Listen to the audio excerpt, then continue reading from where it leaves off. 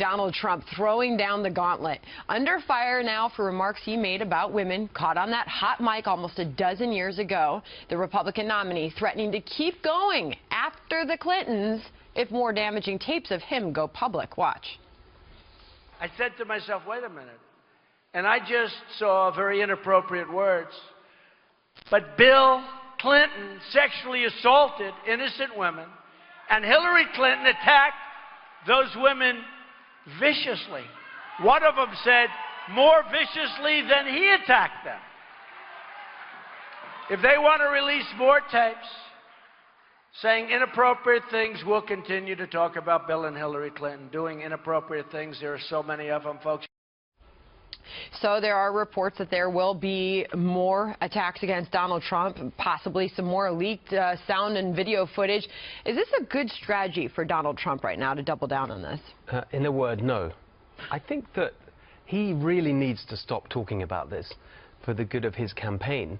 But I also think that she needs to stop talking about it for the good of the country, because I think we are all so fed up with such an important election going down this path. Now, you can see why it made sense for him, this incredible weekend we've just had, on the debate on Sunday night, to make these points as a way of deflecting from this disgusting tape that was released. It made sense in terms of the tactics of the moment, but in terms of a strategy to win the election, not at all. He needs to have a message, and actually, compared to her, I think he does have a message that is potentially inspiring. Her only message is, he's disgusting and I'm not him. Actually, if he sticks to the substance, how he's going to get the economy going, create jobs, secure the border, beat ISIS, make America great again, that is potentially something that can lift the spirits of the country amidst this disgusting election campaign. And we're going to talk more about how some Republicans are urging him to talk about the economy more coming up. But Megan, for now, what does he do? He said he's sorry. To Steve's point, wouldn't it behoove him to just move on and highlight other important issues? Yeah, I think this is very tricky because I disagree with Bill Clinton's conduct, hands down, beginning when I was 13 years old and first found out about his actions in the White House. But for whatever reason, the American public has chosen to forgive Bill Clinton. He's a beloved figure. Her highest approval ratings ever was when he was cheating on her in the Monica Lewinsky scandal, 67% approval rating. This is very tricky. I would have more faith if this was a more shrewd politician. At this point, he has to focus on jobs, defeating ISIS. We have ISIS using chemical weapons against our soldiers in Iraq right now. There are much more pressing issues. I am disgusted with all of this. All of it, all together, her part, his part. I am really ready to move on, and I think it's a much smarter tactic. And reinforcing the negativity of this campaign, there's a new Donald Trump TV ad out today, and this is him attacking her yet again on her stamina. Watch. Hillary Clinton failed every single time as Secretary of State.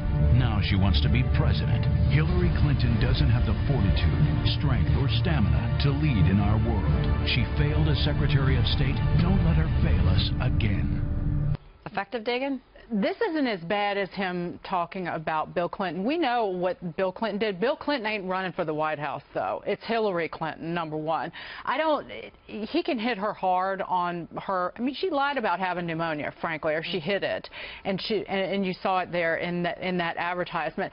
But he needs to, he talks about Bill Clinton at his rallies because it whips his supporters into a frenzy, and he enjoys the cheers. His biggest problem is he's already got his base. They're already voting for him. It's women who are turning against him that he needs to worry about. And when he attacks Bill Clinton, he makes Hillary Clinton look like the victim that gave her an 11 percentage point advantage over her own husband. In that latest Wall Street Journal poll that was taken after this video came out, that her advantage among women increased to a 21 percentage point advantage, almost doubling from where it was in the month of September. So going back to Steve's point, shouldn't she just walk away from this issue at this point? Yeah, so Steve, you make an interesting point that this hurts both of them, which I really hadn't heard before, but your experience, I should tell our audience, includes watching Brexit take over in the UK, and the lessons learned from that. Well, I think that the biggest lesson from Brexit is that you've got this incredible feeling amongst the part of those who have been the losers, if you like, from globalization and the rapid technological change that's affecting everyone's jobs. Those who are on the losing side of that is a big group of people, and they are really fed up with the system where the winner takes all and they are left behind. And that was the group that came out to vote for Brexit, and I think to a certain extent the group that's supporting Trump. But I think that there's a bigger issue here, which is it's not just bad for her, it's bad for the country. It's bad for the country. I felt on watching the debate, sitting there with my family, my 2 young boys, and watching it that on Sunday night, there was this incredible relief I felt after that first 20-30 minutes was out of the way, and we moved on to the real discussion we should be having, and I think that's what both of the candidates should do. You had the earmuffs handy just in case, right? All right.